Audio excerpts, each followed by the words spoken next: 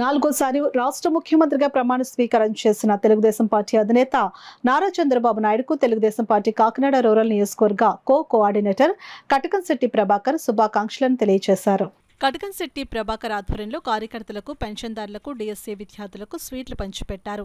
ఈ సందర్భంగా ఆయన మాట్లాడుతూ సీఎం చంద్రబాబు తొలి 5 సంతకాలు, మెగా డిఎస్సీ, వృద్ధులకు 4,000 పెన్షన్, పేదలకు ₹5కే భోజనం అందించే అన్నా క్యాంటీన్, స్కిల్ డెవలప్మెంట్ పైన, ల్యాండ్ టైటిలింగ్ యాక్ట్ రద్దు పైన పెట్టినందుకు ధన్యవాదాలు తెలిపారు. ఈ కార్యక్రమంలో తెలుగుదేశం పార్టీ నాయకులు, కార్యకర్తలు పాల్గొన్నారు. మరి ల్యాండ్ టైటిలింగ్ యాక్ట్ని కూడా రద్దు చేశారు. దీనికి న్యాయవాదులతో సహా మొత్తం రాష్ట్ర ప్రజలందరూ కూడా బయటకు వచ్చి ఆనంద నినాదాలు చేసుకున్నారు. అదేవిధంగా మూడవది వృద్ధులకి ఏ మాట అన్నారో ₹4,000 పెన్షన్ ఇస్తామని చెప్పి ₹4,000 పెన్షన్ కూడా మరి ప్రతి ఒక్కరికి అందే విధంగా మా చంద్రబాబు నాయుడు గారు 3వ సంతకాన్ని అందించారు.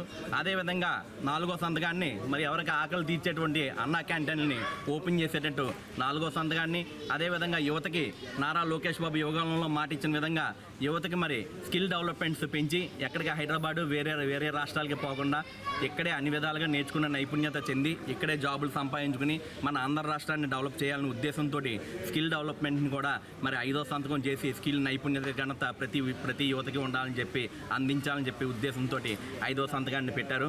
మరి నారా చంద్రబాబు నాయుడు గారు, పవన్ కళ్యాణ్ గారు మరి రాష్ట్ర అభివృద్ధి కోసం ప్రతి ఒక్కరూ కూడా ప్రతి క్షణం కూడా ఈ రోజు నుంచి కష్టపడి మరి రాష్ట్రం అధోగతి పాలు కాకుండా చూసేందుకు మరి ఆంధ్ర రాష్ట్రాన్ని చీకట్లోంచి వెలుగు తీసుకొచ్చేందుకు మరి ఈ రోజు నుంచి మరి ప్రయత్నాలు, అదేవిధంగా రాష్ట్రం కూలబడిపోయి ఉంది.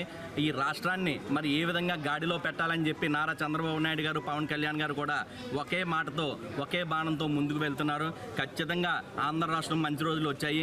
అందరూ కూడా ఆనంద ఉత్సాహాలతో పాల్పంచుకుంటున్నారు. ఖచ్చితంగా మా నారా చంద్రబాబు నాయుడు గారు పూర్వ ఆంధ్రప్రదేశ్ని తీసుకొస్తారని చెప్పి ఈ నవ్యాంధ్రప్రదేశ్ని మరి అద్భుతంగా తీర్చిదిద్దుతారని, అదేవిధంగా అమరావతిని కూడా అద్భుతంగా తీర్చిదిద్దే విధంగా ఆయన ముందుకు అడుగులేస్తున్నారని చెప్పి అందరికీ తెలియజేసుకుంటూ ఈరోజు అందరూ కూడా మరి స్వీట్లు పంచుకుని అందరూ ఆనందోత్సవాల్లో చేసుకుంటున్నారు.